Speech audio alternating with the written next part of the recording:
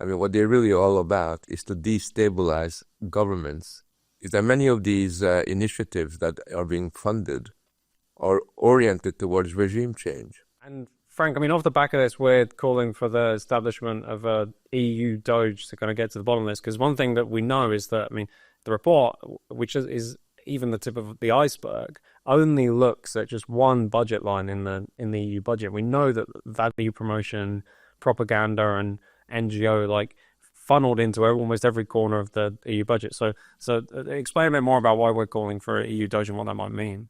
I think what that would mean is just on the back of what they're doing in Washington, where they're basically scrutinizing all the different contracts of these different organizations. It's a way of looking more deeply into all the thousands of different projects that are being funded by the taxpayers' money, but they're being funded for purposes that are far from evident, far from clear.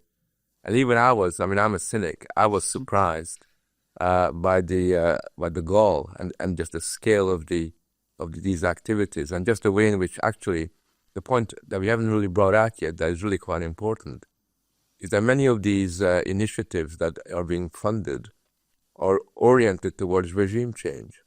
I mean, what they're really all about is to destabilize governments that they don't like, so-called Eurosceptic governments, which is really a very serious matter, because basically they are promoting a kind of a colonialist project, which under the guise of promoting European values, right? And part of promoting European values is to basically undermine the democratic process in societies where governments got elected that they don't like. So it's a bizarre Kafkaesque kind of situation that has kind of come about. And what we're trying to do with initiating this investigation is to set up an auditing commission that forces the European institutions to account for these billions of euros that at the moment are being spent, and nobody's really aware of for what reason and for what purpose. Because when you actually look at the budget itself, everything seems very neutral. Everything seems very okay, because they got all these really nice words. So, for example, there's a whole area called of the budget called European values and resilience. Now, who could be possibly against European values and resilience? Well, then once you look at what they mean by that, it becomes clear that there's a very, nefarious dynamic at work there. And I think that Europe would benefit from opening the books there, seeing what's in the black box, and really allowing daylight to kind of shine on some of these events. Yeah, and Sophie, one of my friends was joking that if you couldn't establish an EU Doge because before you knew it, there'd be a whole new DG and it would employ 400 people and all the rest of it. But nonetheless, there needs something to get to grips with this and have the power to actually really examine the detail of some of these contracts.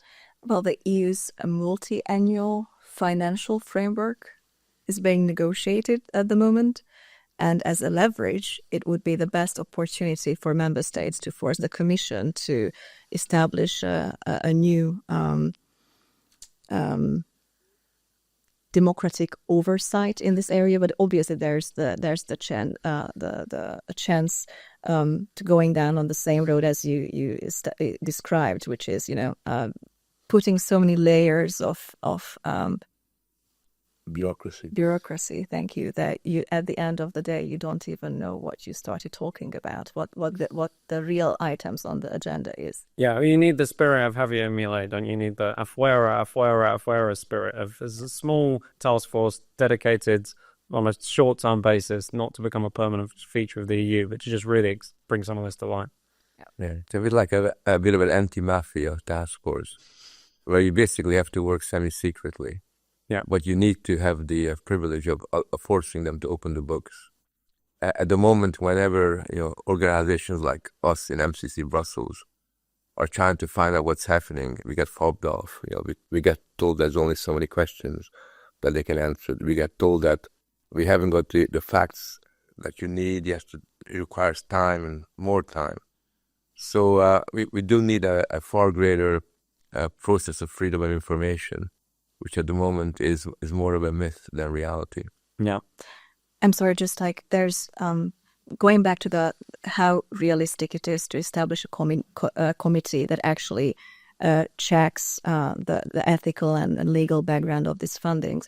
Well, one thing that gives me hope that if such a committee comes to existence would serve the purpose what it was made for is that even the initiative of establishing such a committee is blocked by the EPP.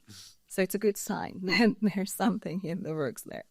Exactly. Well, we're going to be doing further revelations in this area. We're asking people if they've got, obviously, if they've got examples, if you've been doing some research yourselves and you come across one of these examples, please let us know. We'd love to add it to our EU Doge Files, which we're releasing over the course of the next week. But watch this space for more on us. We're going to carry on holding the EU to account on this. Really have thrown open a Pandora's box of real nasty. So